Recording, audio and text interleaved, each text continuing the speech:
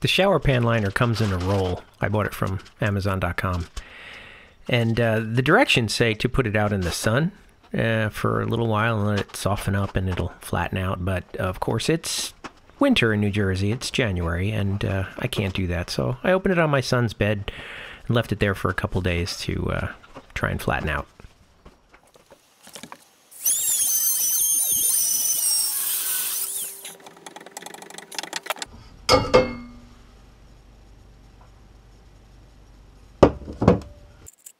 Here I'm trying to figure out, with the two-piece shower drain, I'm trying to figure out how low it has to go, because the piece that I'm holding there has to go flush with the subfloor. And I realized quickly that I didn't cut off enough of the copper pipe. I'm rigging this contraption to hold my Dremel perfectly flat as I cut the pipe lower.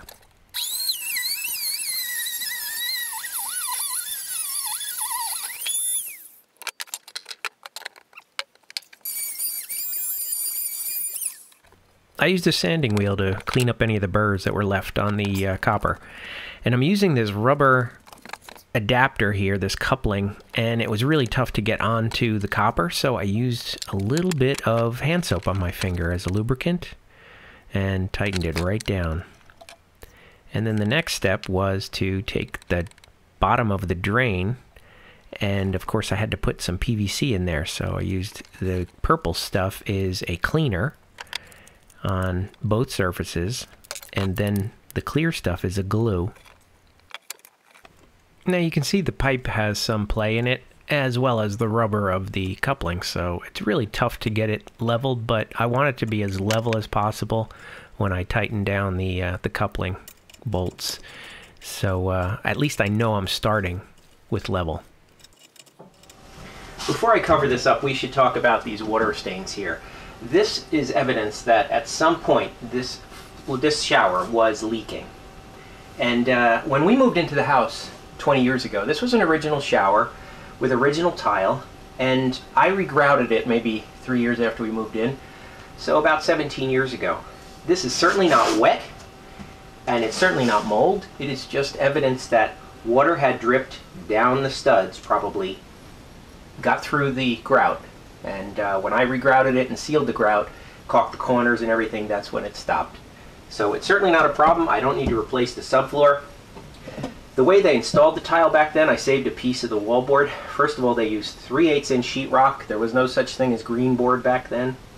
And they just adhered the tile right to the sheetrock. So if the grout joint failed, water would get through, penetrate the sheetrock, saturate it, and soak down and drip down. And that's probably some of what you're seeing here. But the interesting thing is that the wallboard of the original shower, the tile goes into the shower pan.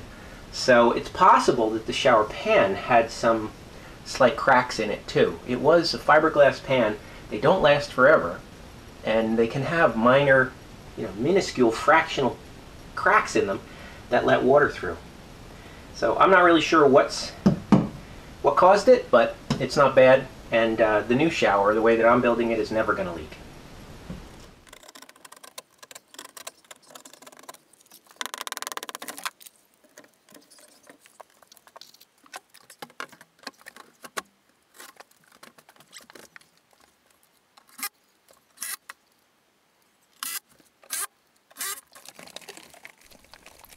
This is a good point for me to mention and give credit to my friend Bob Doyle, who has a YouTube channel called StarrTile, and I learned so much by watching his videos. In fact, the entire process that I'm following here of putting in this pan liner and the curb and the drain, everything that you're going to see me do here for this shower, I learned from him and from his videos. As well as some phone conversations. That's the cool thing about Bob, is that he is accessible to his fans. He has a Patreon account, and he does accept a bit of a consulting arrangement. So you can, if you're stumped or you need advice, you can reach out to Bob and get one-on-one help. But I'm following his methods here, and I'll put links in my video description to some of his videos that I found most helpful, and it'll explain all the theory that that goes through what I'm doing here. So thanks, Bob, for giving me all your advice, and man, did it come out really nice, in my opinion.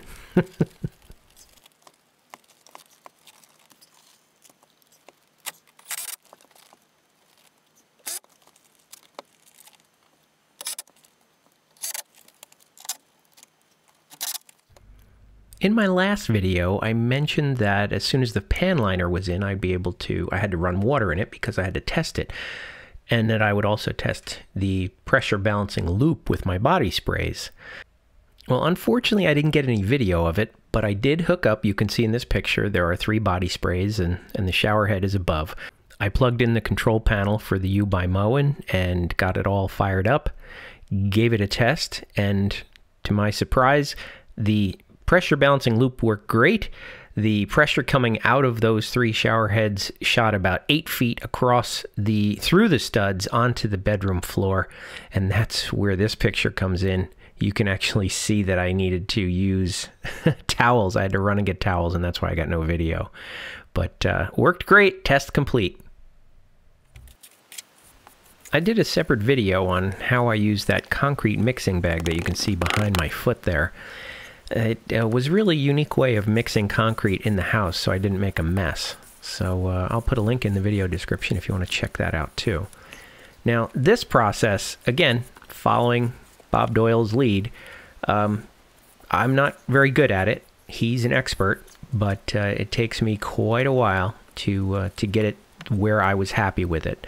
I made sure that I had well over 1/4 of an inch of pitch in all directions, and got it as smooth as possible.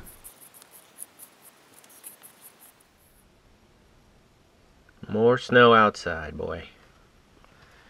But inside, the shower pan is dry. And I took my work light off of the stand. And now I'm just gonna go for high spots. And the reason why I took the light off is because if you put a light down low, you begin to see the high spots. And using a couple of very thick putty knives that I don't mind scratching on concrete. These aren't ones that I use for drywall, and they're rigid. You can see this one's already got a chip out of it. This is soft enough to take off the high spots. I don't worry about low spots because that I can fill in with the thin set when I go to set the tile.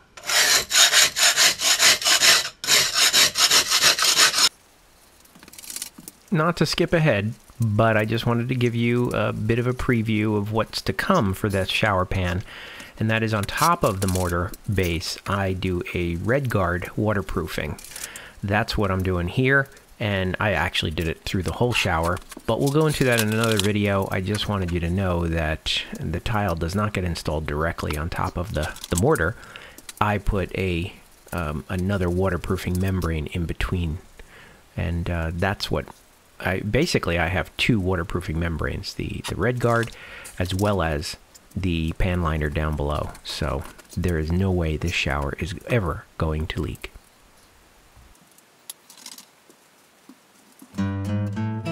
Visit my website, HandyDadTV, for more great ideas and information.